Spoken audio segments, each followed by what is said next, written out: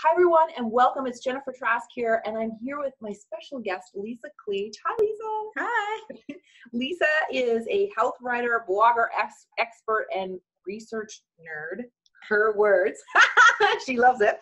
And today we're going to be talking about really how Leesa over the last year has shifted and changed and grown in her business, how she really worked and grew her confidence, really stepped in and embraced her true value and her nerdiness, and how that is so awesome in the marketplace, and really how she moved from a freelancer mindset over to a CEO mindset. And all of this has enabled her to really, one, enjoy her business more, two, I think you've tripled your price. You've increased your prices a lot, like many times.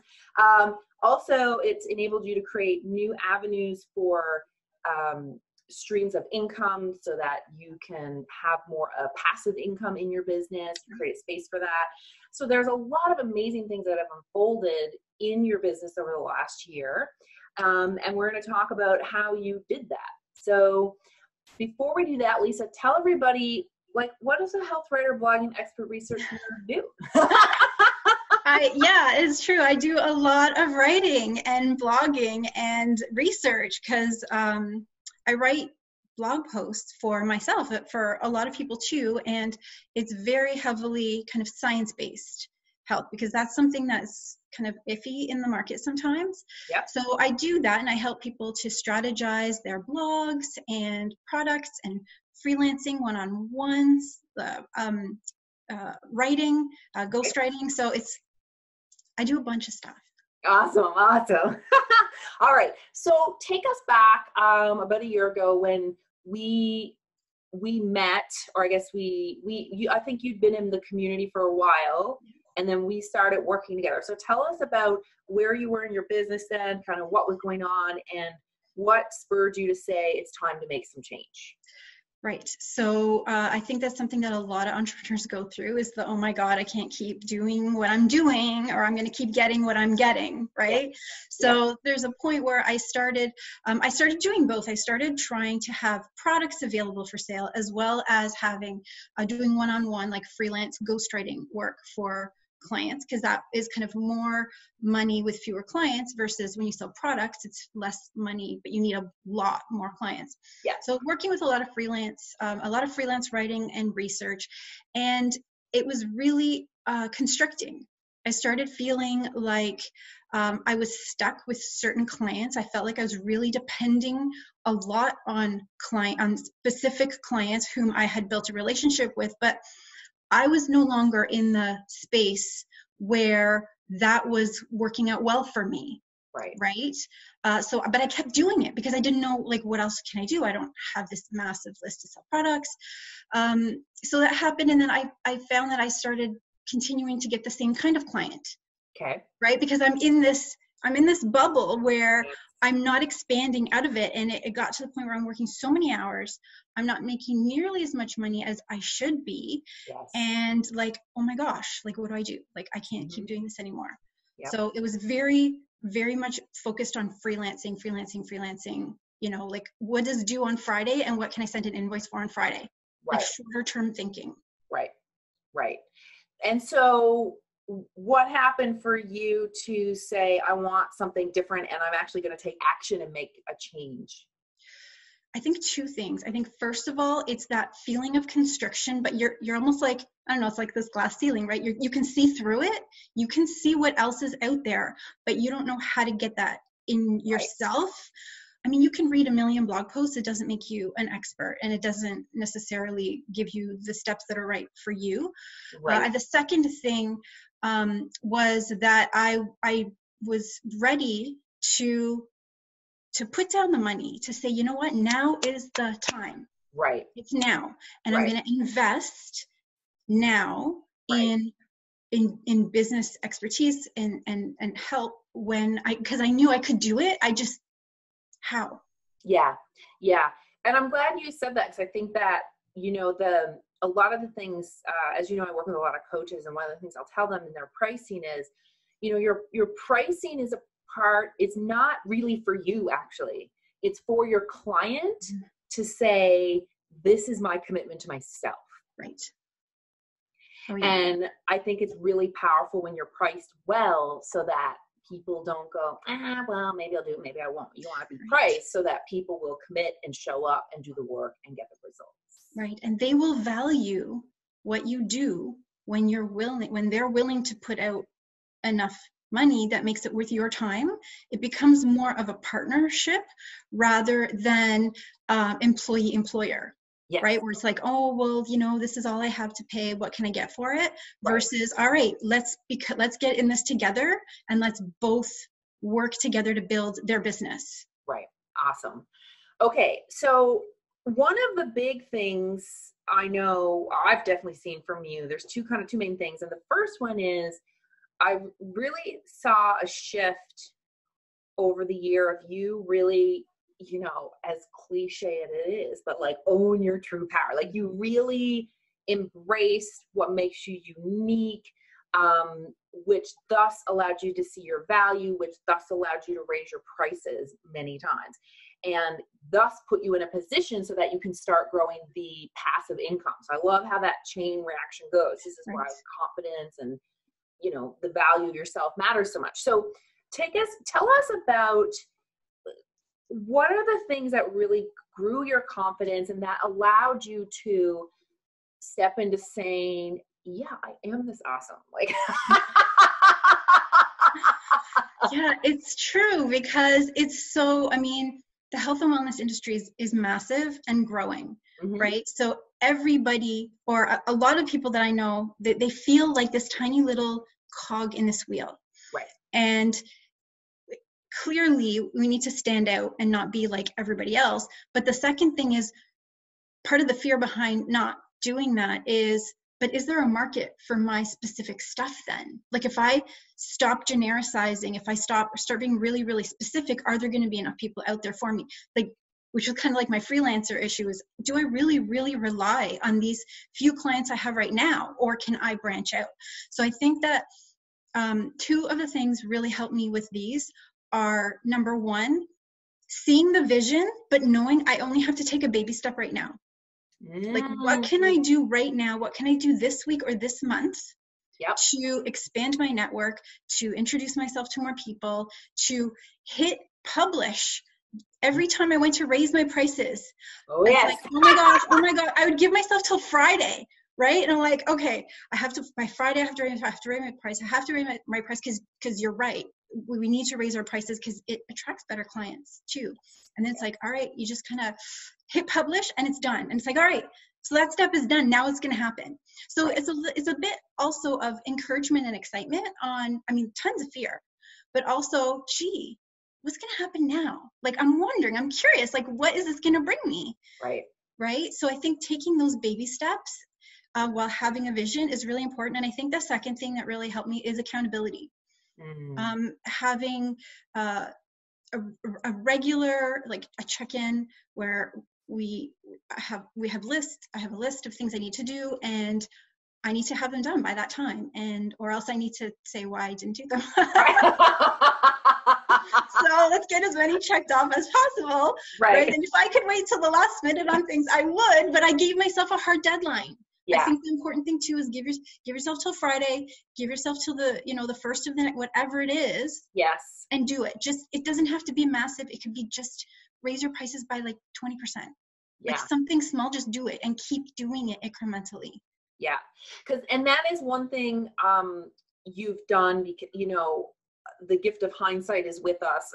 We've worked together for long enough now that I've seen you make these incremental steps, and they really have changed. And I'm glad that you mentioned that, because one of the things I think that stops a lot of entrepreneurs, especially solo entrepreneurs, people in freelancing, coaching, consulting, they want the big leaps. Right. And they're kind of like, but I want to go from, this much to that much per month or whatever. When in reality, it would be just, you'd get over there if you just take smaller steps and do that more frequently. And in that, by the time you get to the larger price point, you feel really ready for it. And And every time you've increased your prices, you've had no problem. I mean, you're booked out for months. Like you have no problem getting business. Right. And attracting clients who are like, all right, I'm ready to invest in my blog, or I'm ready to invest in, blogging, coaching, whatever it is. And then they work with you as partner, right? It's such a different dynamic than, feeling like you're being constrained by low prices. And I'm one of my, I guess, values is to never put out half-assed garbage. So I'm all about the quality. Like, you know what? Like I could whip together a blog post in an hour if I really, really wanted to maybe. And I never, ever do that because I want my stuff and the stuff I'm paid to do for clients to be excellent.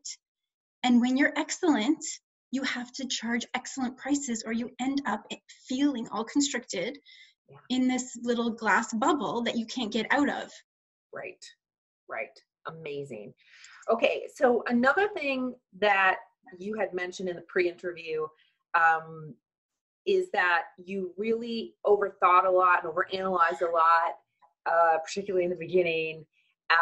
Maybe now you still do a little bit, but not as much anymore. So take us through what helped you move from constantly worrying and overthinking, overanalyzing to making faster decisions.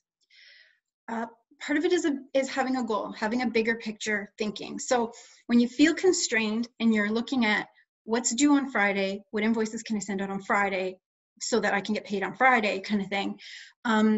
It's fair. You don't have a big vision, right? Like you might have an idea like, oh, I really like what that person's doing or whatever, but you don't have a vision for yourself and you don't see yourself in that place. Right. So by having, a vision, it helps you prioritize, like how many hours do I actually have to work on this? Yeah. and how many clients can I actually take on before, number one, I create a waiting list? Because, a lot of people, I'm sure a lot of entrepreneurs, they're yes people. They're like, yes, I'll do this. Yes, I'll do this. I'll work this out and try all these things. And at some point you start putting in boundaries and saying, I'm not the right person for you. Right. And so when you have a vision, you can start channeling and moving towards that and not just short-term thinking. Awesome. So that helps with the overthinking, because part of overthinking is, what's going to happen, all these things, but really one big question to ask yourself is this going to help me reach my big vision for myself? Right. And if it's a hard no, then it's a hard no. Right. And if it's a maybe, it's a maybe. But if it's a yes, then you realize, oh, okay, now I can put time and effort into this. Yeah. And most of the time, maybes are actually no's. Right. That's true, isn't it? Realistically, if it's not a hell yes, then it's a hell no. Right. Okay, that's awesome. And, thinking of all these changes, I feel like you really went from a freelancer mindset over to a CEO mindset and thinking about how are you going to build this company versus how many invoices do you put out on every Friday? Right. So talk to me about making the shift and becoming more the CEO of your business versus freelancing. What has been the biggest movement for you? What has helped you move over there so that you can really make decisions towards that vision? Revisiting that vision, I think, regularly is important too, because you're never married to it, right? Like it can change based on new information, based on new clients, based on new experiences. So one of the changes I made in my business was I was doing a lot of freelance writing. And then I started getting people asking me if I can edit for them.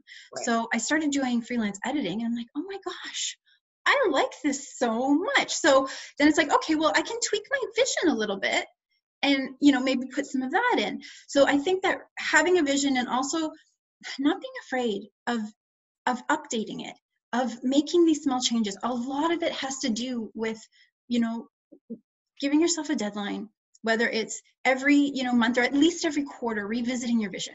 Is this still really what I want? And if not, it's okay. You can change your mind. Like, you're not an employee in a massive corporation. You are your business, and you can change your mind and then work toward that goal. Yeah. Right? It's not going to change, go from here to here. You're not going to massively overhaul it, but you may tweak it a bit, and that's okay. So by tweaking it, keeping it in mind, I think is huge. It's, everybody says that you should have a vision, know your market, and all this stuff. Everybody says that, but and the reality is, when you are stuck in the day-to-day, week-to-week, how do I keep this client, instead of expanding your vision, it's really hard to really embrace that. Yeah. So you gotta break free. And how did you break free to embrace that new vision? It was being sick and tired of being sick and tired and overwhelmed and worried and doing, you know what else I did? I started tracking my time on different projects for different clients. Yes, I remember that. And when you do that, it's like a fact check. Like, you can feel good about a client or feel not good about a client, but the fact check is how many hours are you putting in? How much money are you making for yourself? I'm not saying to charge by the hour, but just for your own personal knowledge. Yeah. And then see, all right, well, I need one more client at this rate, and then I'm going to have to drop the client at this rate. Right. Right. Awesome.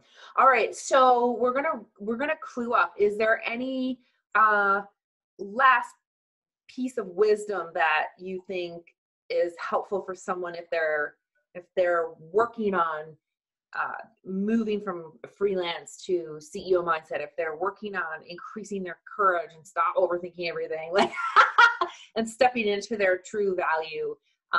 What last piece of advice would you impart?